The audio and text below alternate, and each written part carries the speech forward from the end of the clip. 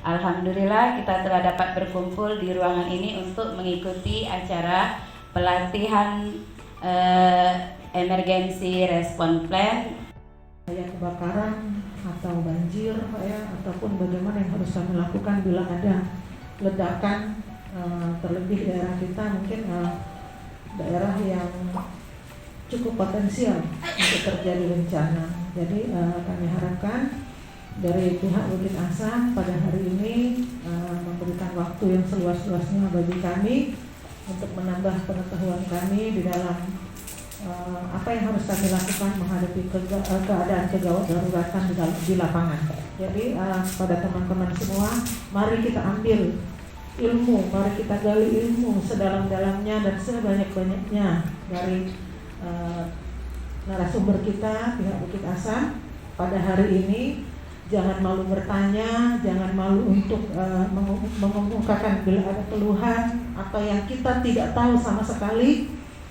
Itu kita kemukakan hari ini supaya ilmu kita makin bertambah dan juga kita semakin mengerti bagaimana penanggulangan dini kebakaran, maka itu akan dapat membantu kami untuk jangan sampai kebakaran itu lebih besar lagi, karena waktu yang diperlukan untuk penanganan kebakaran itu hanya 1,5 menit. Di sini yang pertama itu dasar hukum. Memang dasar hukumnya ada menurut Permen nomor 186 tahun 1999 tentang unit pemadam kebakaran di tempat kerja. Itu wajib. Tapi tempat kerjanya dilihat dulu yang bagaimana. Yang wajib seperti pertambangan, PLTU, Pertamina, itu wajib. Kenapa? Potensi kebakarannya sangat tinggi, ya. Itu kalau untuk di perusahaan ataupun pertambangan. Sudah tahu itu? Apa ini maksudnya kebakaran? Ada yang tahu nggak? Iya, api benar Bu, api. Iya, benar api benar. Kalau kebakaran itu kalau nggak ada api nggak ada. Jadi kebakaran itu Bu ya, suatu nyala api yang tidak terkontrol, yang sifatnya merugikan, baik harta benda maupun bisa menimbulkan korban jiwa. Ya Bu ya, itu kebakaran. Beda halnya dengan pembakaran. Ibu-ibu pernah melakukan pembakaran? Apa itu Bu? Bakar ayam. Ya, bakar ayam, bakar sampah. Itu yang sifatnya menghasilkan. Kalau yang sifatnya menghasilkan, itu pembakaran. Ibu buat sarapan, bakar sampah, seperti orang bakar genteng, batu bata, itu menghasilkan, itu pembakaran. Tapi kalau kebakaran yang sifatnya merugikan, sekecil apapun api, kalau dia merugikan itu namanya terbakar atau kebakaran. Tadi di awal dijelaskan oleh Pak Jaya, ada tipe padat, ada gas, ada listrik. Untuk tipe kelas A, kebakaran padat, kecuali benda logam tadi, itu digunakan apar jenis powder. Yang kita bawa ini jenis powder, fungsinya untuk pemadam kebakaran, untuk pencegahan kebakaran benda padat kecuali logam. Untuk yang kebakaran kelas B, benda cair seperti oli, minyak, bahan bakar bensin dan lain-lainnya, itu kita menggunakan CO2. Tadi ada CO2. Dan untuk yang kebakaran kelas C, CO2 bisa dipakai dan halotron juga bisa dipakai untuk kebakaran jenis kelas C. Terus yang kebakar kelas B, logam. Nah, biasanya yang untuk kelas logam ini lebih efektifnya menggunakan CO bisa, halon bisa, tapi kalau untuk powder mungkin kurang efektif. Karena kalau CO dan halon sifatnya menyelimuti oksigen untuk menghilangkan oksigen pada saat terjadinya kebakaran. Untuk apar bisa difungsikan pada tahap api mulai tumbuh dan api mulai terbakar sedang atau kapasitas sedang. Untuk mulai tahap sedang ke besar kemungkinan tidak bisa lagi menggunakan apar satu buah. Untuk penggunaan apar tidak bisa di stop. Contoh tidak bisa di stop misalnya pada saat digunakan tuasnya ditekan terus dilepas. Jadi begitu tuas ditekan terus tekan tuas sampai habis. Nanti kita akan praktek di bawah. Dan untuk contoh penggunaan apar yang bisa lebih dari satu, misal ada kebakaran yang lumayan tahap sedang, kita mempunyai tabung apar lebih dari satu, bisa digunakan semuanya untuk memperlambat penyebaran api. Jadi penggunaannya bukan cara bergantian Bapak-bapak dan Ibu, disemprotkan cara bersamaan. Nah, cara bersamaan, seumpamanya terjadi kebakaran, nggak mungkin kalau cuma dipakai satu. Kalau memang butuhnya 3, nggak apa-apa 3 dipakai. Pakai semua, bukan cara bergantian tapi langsung bersamaan. Untuk prosedur pertama, pastikan tidak melawan arah angin. Pastikan tidak melawan arah angin. Pastikan dulu apar sebelum dibawa ke lokasi kebakaran, terjadi kebakaran, aparnya berfungsi. Cabut pin, pastikan pinnya sudah terlepas dan segel. Tekan sekali pada tuas atau handle-nya tadi Bapak-bapak untuk memastikan isi tabungnya keluar. Setelah siap, baru apar bisa dibawa ke tempat terjadinya kebakaran. Untuk penggunaan apar, pastikan jangan terlalu dekat dengan sumber api. Kasih jarak 1 meter atau maksimalnya 2 meter untuk melakukan pemadaman menggunakan apar tadi Bapak-bapak. Terus untuk apar, mungkin yang kita bawa ini contohnya 4,5 kilo. 4,5 kilo. Biasanya di apar sudah tertulis A, B, C powder. Berarti apar tersebut bisa digunakan untuk klasifikasi kebakaran kelas A bisa, kelas B bisa, kelas C dan bisa. Cuman lebih efektifnya lagi, lebih efisien lagi untuk kebakaran jenis kelas A. Tapi bisa difungsikan untuk kelas A, kelas B dan kelas C. Di tabung apar biasa sudah tertulis kok jenis dan kegunaannya. Biasa lagi ada pemeriksaan. Biasanya kita ada labelnya Bu. Untuk pemeriksaan setiap bulannya harus diperiksa kelayakan mengenai fisik tabung. Biasanya kita cek dari hostnya untuk kelangsungan pada saat penggunaan. Baiklah, nah ini ada pemadam lagi manual.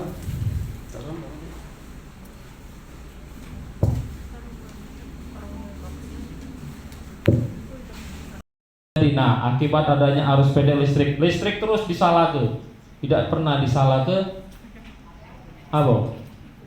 Api. Oh, kebakaran gara-gara listrik. Padahal ibu-ibunya atau yang punya rumah kurang paham. Yang kita bawa ini contohnya jenis powder Bapak-bapak dan Ibu. Di tabung apar biasanya sudah tertera jenis apar dan kegunaannya. Powder, ada lagi yang berbentuk CO2 itu cairan. Nah ini ada di depan. Terus ada lagi foam, terus yang gas atau halon. Kalau di apar mungkin tertulis halon atau halotron. Di situ tertulis gas. Terus powder. Untuk yang pertama powder untuk jenis yang kita bawa ini Bapak-bapak dan Ibu. Dan untuk ukuran apar ada berbagai macam jenis, mulai dari yang 3 kilo, ada yang 3,5 kilo, terus ada yang 4,5 kilo, 6 kilo, dan maksimal 9 kilo untuk yang powder. Terus untuk yang gas begitu sama, foam dan CO. Sesuai dengan isi dan fungsinya. Untuk powder, ini ada beberapa bagian komponen dari apar. Ada handle atau tuas, gagang yang hitam, nah, katupnya. Terus ada hose, selangnya.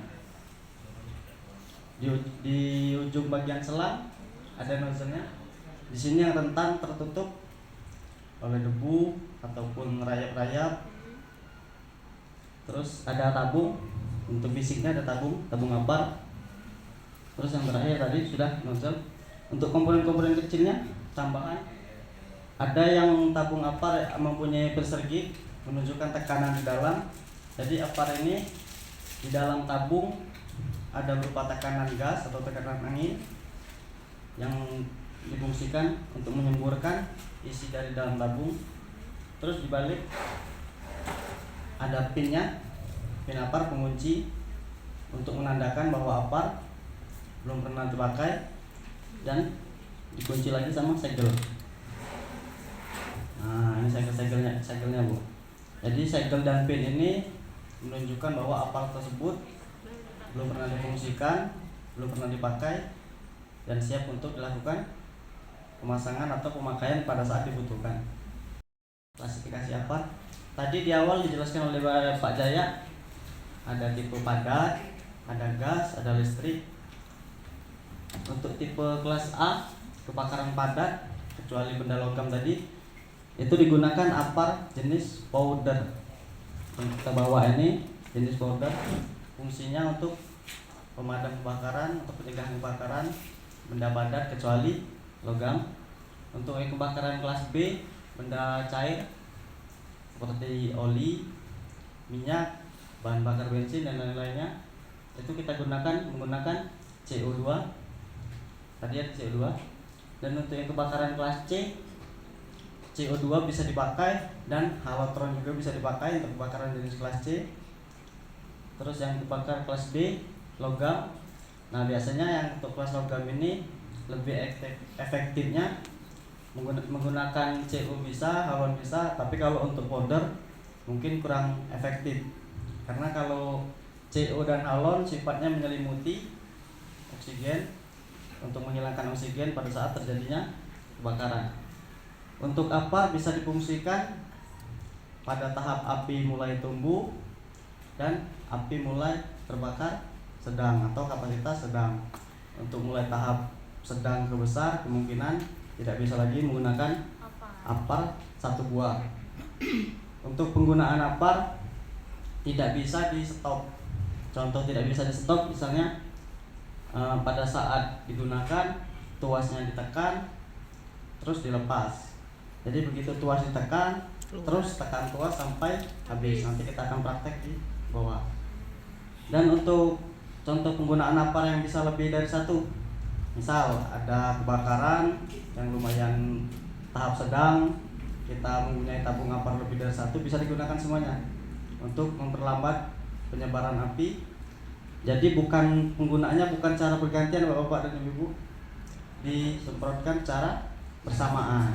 Nah, cara bersamaan, seumpamanya terjadi kebakaran, nggak mungkin kalau cuma dipakai satu. Kalau memang butuhnya 3, nggak apa-apa 3 dipakai. Pakai semua, bukan cara bergantian tapi langsung bersamaan. Untuk prosedur pertama, pastikan tidak melawan arah angin. Pastikan tidak melawan arah angin.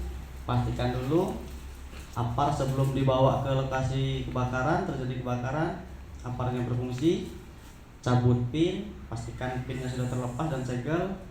Tekan sekali pada tuas atau handle-nya tadi Bapak untuk memastikan isi tabungnya keluar. Setelah siap, baru APAR bisa dibawa ke tempat terjadinya kebakaran. Untuk penggunaan APAR, pastikan jangan terlalu dekat dengan sumber api. Kasih jarak 1 meter atau maksimalnya 2 meter untuk melakukan pemadaman menggunakan APAR tadi Bapak. Terus untuk APAR, mungkin yang kita bawa ini contohnya 4,5 kilo. 4,5 kilo. Biasanya di APAR sudah tertulis A, B, C powder. Berarti APAR tersebut bisa digunakan untuk klasifikasi kebakaran kelas A bisa, kelas B bisa, kelas C dan bisa. Cuman lebih efektifnya lagi, lebih efisien lagi untuk kebakaran jenis kelas A. Tapi bisa difungsikan untuk kelas A, kelas B dan kelas C. Di tabung APAR biasa sudah tertulis kok jenis dan kegunaannya. Biasa lagi ada pemeriksaan. Biasanya kita ada labelnya Bu. Untuk pemeriksaan setiap bulannya harus diperiksa kelayakan mengenai fisik tabung.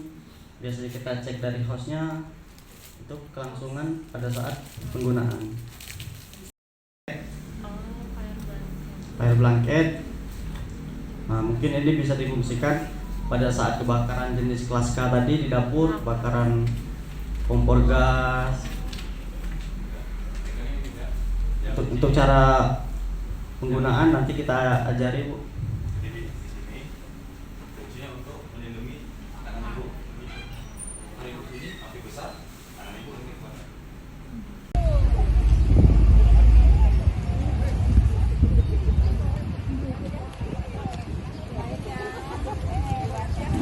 Coba cara megangnya Bu ya, dan cara melindungi diri kita. Jadi dilihatkan oleh Pak Gubernur. Lihat.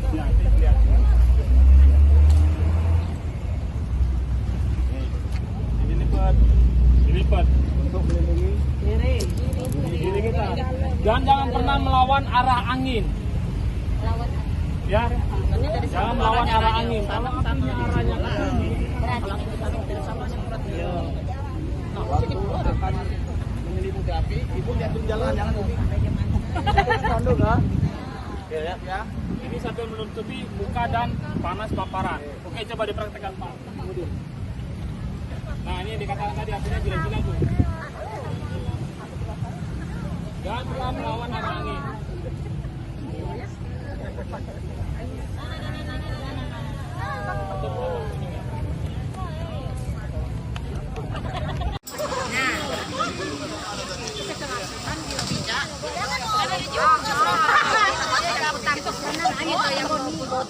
Woi, tutup Rayu. Rayu. Pelan-pelan. Jangan hadiah.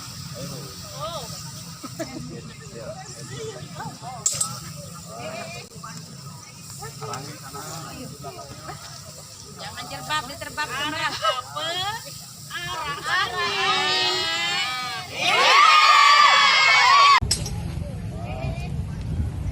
Arangin sana di belakangnya. Di belakang. Diterbab kamera. Jangan ya.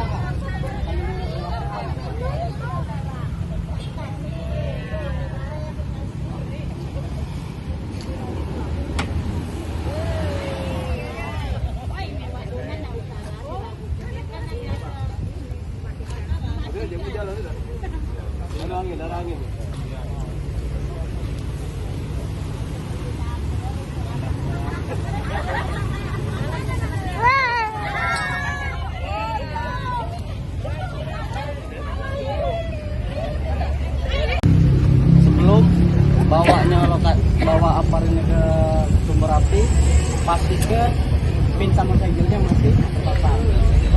Kalau pin sama segel sudah lepas, mungkin cari aparat lain untuk pastikan barangnya siap digunakan.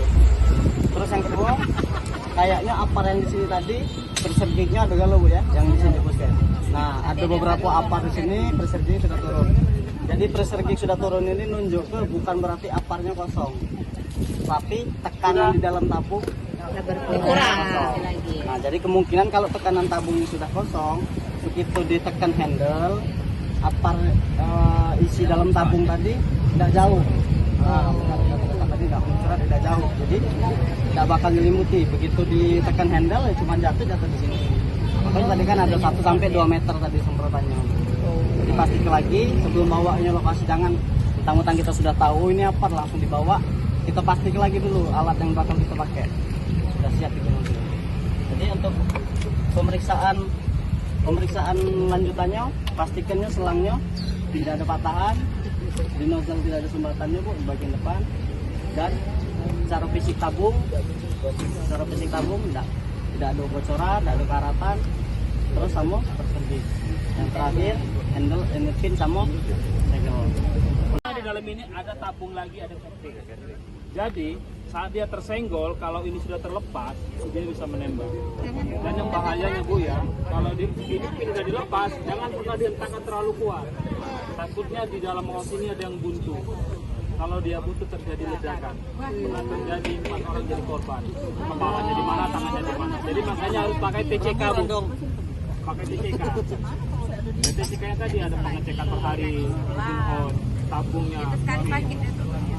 Saat menyabut ini, pegangnya di sini, bukan di sini. Jangan sampai kita ragu. Terus saat dia ke atas, menekan ini jangan terlalu kuat. Dengan perasaan. Dengan perasaan. Kita nah, jadi baru keluar. Jangan dikhawatirkan tekanan angin di dalam, ketika dalam ada tabung lagi dan nendang ke bawah di sini buntu. Paham ya? Aman. Bisa dilanjut Pak Murid? Oke, clear. Ya, lanjut. Cabut. Jauh-jauh lah. Ini anak nih. Kalau pegang ini, kan gas, dingin Ibu, dingin lengket, nggak bisa lepas tangan Ibu. Jadi dipegang harus ini. Nah, ini dipegang. Kalau Ibu pegang ini, dingin, ini juga di sini baik.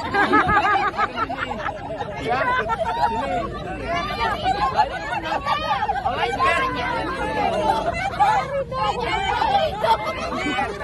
Ini posisi listrik Bu ya. Listrik untuk api juga bisa, tapi efektifnya untuk listrik. Ingat pegang ini, jangan pegang ini. Kalau pegang ini dingin, lengket tangan Ibu. Kalau lah keburu terpegang. Lengket pasti. Yang lokasi ada Nggak sengaja biasanya. Sengaja, pelan-pelan. Tapi lama yang prosesnya lama lengket. Dingin malah dingin. Bisa. Bisa. Cuman diamkan. Jangan dipaksa. Kalau sudah lengkap jangan dipaksa. Itu pasti. Rasain aja. Kalau Ibu pernah batu es ditutup kan pasti lengket kan? Oh, lengket.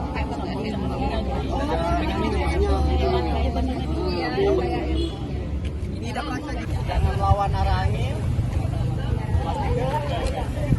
Sudah dekat, sudah pasti, sudah tidak melawan arah angin, boleh dekat. Wah.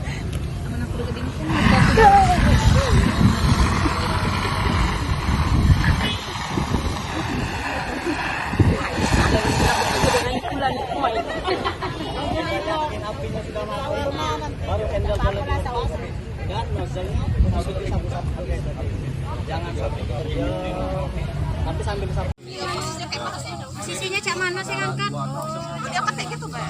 Jadi ngangkat pakai lipat itu dan iya kalau yang pojoknya tuh kalau itu.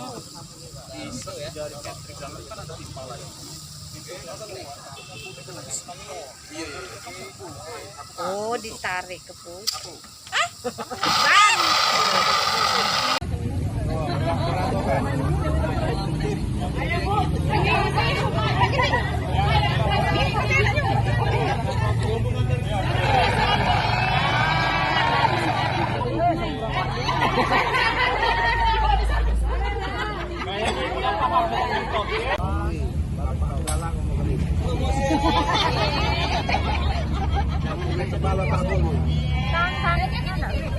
Nah, kan tidak dipegang.